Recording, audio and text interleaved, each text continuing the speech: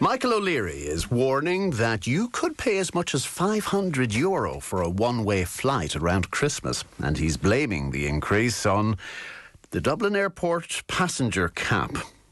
But it's worth noting as well that Ryanair shares are down 25% in 6 months. They took a particular hammering in the last set of financial figures around disappointing passenger numbers. So is he just trying to inflate profits? Well, let's steer through this with Eoghan Corry, who's Ireland's leading travel commentator. Good morning, Eoghan. Good morning, Will. So, Dublin Airport passenger cap, first of all. What is it? Yeah, 32 million was the figure, the notional figure drawn up in 2006. Long time ago, Will, when they were putting through the planning for Terminal 2, 17 million passengers were going through the airport at the time. 32 million seemed a long way off. Problem is we hit it pre-pandemic. We have reached it again. We're going to breach it by about 1.5 million this year. And the real issue here is it has turned into a great political football or a political parcel, which seems which people are passing around without any resolution to it. If it's policed, and the IAA did something quite unusual, the Irish Aviation Authority, they normally just regulate safety, things like that, but they actually moved in and did something they'd never done before and said, we're going to limit the number of slots in Dublin Airport so that we won't go over the 32 million passenger cap. If you start limiting slots, that means flights that were supposed to be scheduled can't take off. That's why Michael O'Leary came out with his headline seeking. He's a great man to get the headlines. Comment that when the demand outstrips supply, the price goes up and it could reach €500. Given that the cap is in place, why did we spend €320 million of taxpayers' money on a second runway? I think that we have an aviation policy saying grow. We need to be growing, and in aviation, if you're not growing, you're standing still. You know, you're falling out of the market. And the aviation policy and the tourism policy were both focused on growth. What then happened was the Greens became members of the government, and I think that most of this can be traced back to a sort of a cooling of an enthusiasm for growth in aviation and in tourism. So, and let's not, I suppose, open up the particular argument about aviation's contribution to emissions, and there is a valid case to be argued about that, and I know the industry will push back and say, well, we've cleaner fuels and we've cleaner engines and more efficient aircraft and so on. But the process for lifting or amending at least the cap, what does that involve? It's very, very interesting because there are so many moving parts to this, and the debate has widened, as you just alluded to other things. Nothing, it was about the road capacity. There were 2 lanes on the M50. Listeners will probably remember the barrier that used to go up and down. Yes. All of that. That was what the concerns were in 2006. But when the debate gets aired now, everything comes into it. Immigration, the far right, the emissions comes into it. The flight paths, night flights come into it. There's a fellow with road frontage down in Wicklow who wants to build an airport down there. He's rode in and said, why not send the flights down here? Shannon and Cork are saying, well, we could do with more business. Well, we flirted with the idea of building an airport here in the Midlands for around 20 years.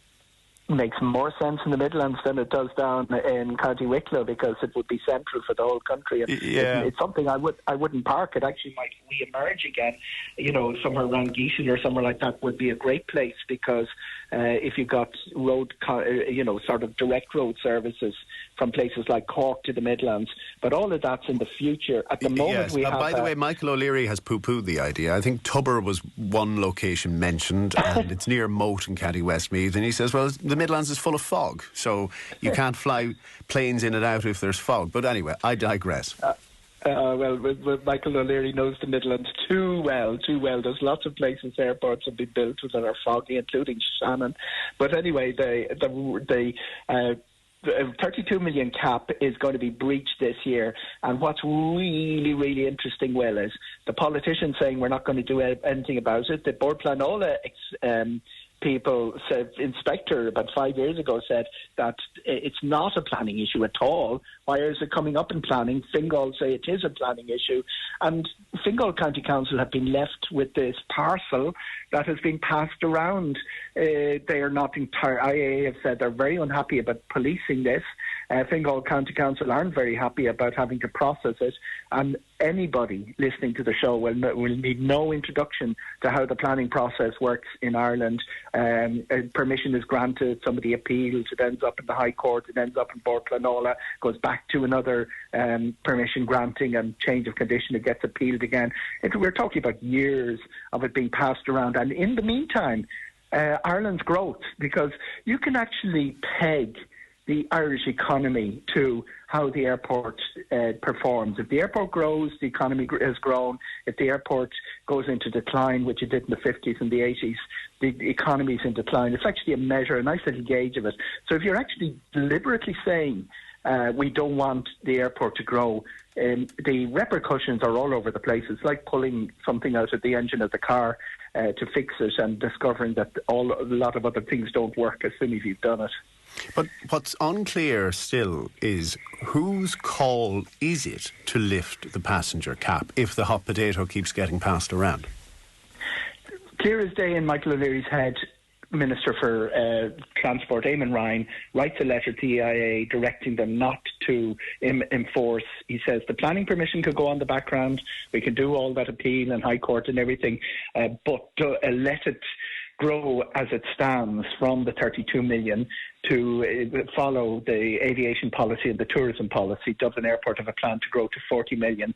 He said all of this can happen if the minister takes action. The minister says, no, we can't take action. Junior Minister James Lawless said, we can't take action because there's a process in place, which is an interesting line. And he was on yesterday saying, immediately after Michael O'Leary made this call, there's no magic wand I can wave. Michael O'Leary says, definitely there is a magic wand. All Eamon Ryan, he's not even standing for election. All he has to do is sign the letter saying, IAA, don't police at 32 million, allow the slots process to proceed as normal, and we won't have all the repercussions. Now, to give you an example of something that it doesn't impact many people, but it's of huge interest to lots of people in Dublin. Was a direct flight from Dublin to Sao Paulo. We have about 30,000 Brazilians, that beautiful Portuguese you hear when you're walking through the streets of Dublin, that sing-song Italian style Portuguese.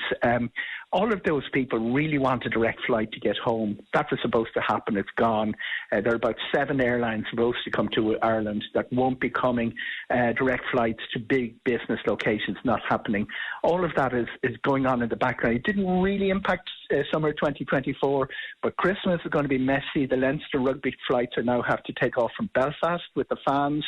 The Lapland flights to Santa Claus. Instead of going from Dublin, they're going to Belfast. That's an extra couple of hours on the journey, which is generally a one-day trip and with small children.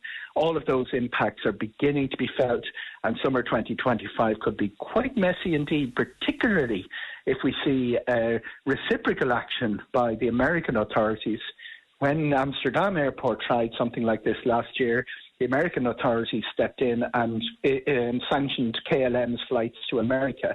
So depending on the American election result, we could have a very aggressive approach by the American authorities. We could see Aer Lingus transatlantic flights being blocked because the American airlines see this as anti-competitive. It's a very, very difficult course we're setting down, and as you just alluded to in your question, the parcel is being passed and nobody is prepared to take action on it, and everybody's blaming everyone else. So in the meantime, and in the short term, Michael O'Leary is warning that prices will go up, and he has quoted that figure of €500 for a one-way fare in the last 2 weeks of the year. Ostensibly, the figures are 20% fewer seats, fares must rise by 30%. Not sure why that would be. What's your take on the validity of this?